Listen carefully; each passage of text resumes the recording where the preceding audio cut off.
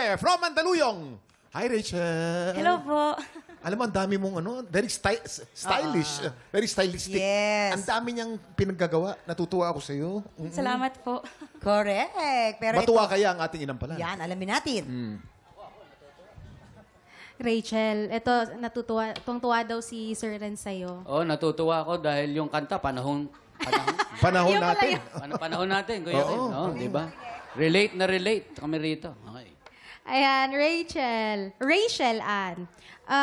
Gustong-gusto ko yung shifting mo, yung buong buo yung mga high notes mo, at buo din ang yung mga falsetto, mga pa-head tone. Gustong-gusto ko yon. Walang, hindi ko man lang narinig na naging alanganin. Kumbaga, alam na alam mo yung technique na gagamitin mo.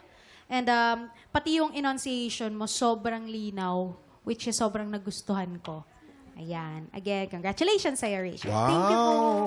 Ako naman, na-enjoy ko yung performance mo, yung overall performance. Ang galing nung, yung pagpasok mo, yung emosyon mo, dun sa unang line, bakit ako mahihiya? Parang naitawid mo sa akin na parang kinukumbinsi mo pa yung sarili mo na wag mahiya. Parang ganun yung, for me, ganun ko siya na-interpret. Tapos nung pumasok ka dun sa chorus, naramdaman ko yung switch. From dun sa umpisa na parang medyo nahihiya ka pa, biglang pinakita mo yung confidence na tama, dapat hindi ako mahiya. So, ang galing, na-appreciate ko yon. Yung dulo lang sa word na kitay, bahala na si Kuya Renz dyan. Pareho namin nakita eh. Ayun. Pero nag-enjoy ako sa performance mo. Ang galing mo magkwento. Thank you so much po. Rachel, ngayon ko lang nakita ang interpretation na pinaghalo. Kasi this is a Didit Reyes original. Di ba? Pinaghalo mo yung lumang style at saka hinalo mo ng bago. Oh, maganda. Ganda nung pagkagawa mo. Ganda. Yung change key mo dun sa last chorus, maganda rin. Mahirap yun, ha? Alanganing-alanganin, di ba? Pero nasa pool niya. May tendency... Ito na.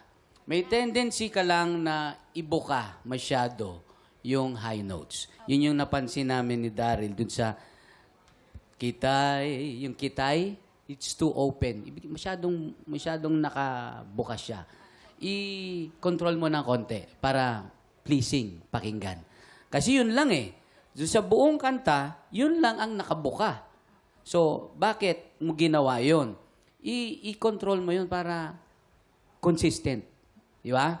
Maganda na yung buong performance, except there's one word, sabihin man nila na ako'y sambali, kung dahil sa'yo giliw, medyo nalangan nila na konti.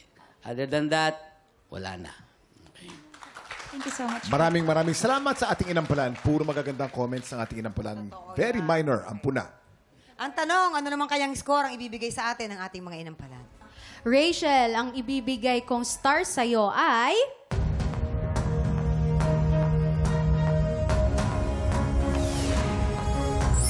Four stars!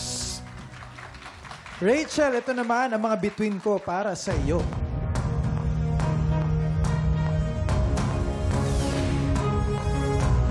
Apat na bituin! Ibibitin muna natin kung ano ang score ni Renz.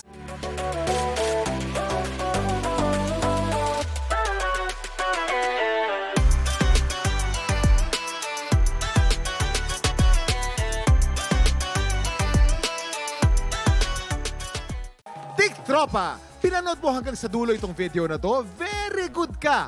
For more happy time, watch more TikTok Clock videos on our official social media pages and subscribe to GMA Network official YouTube channel.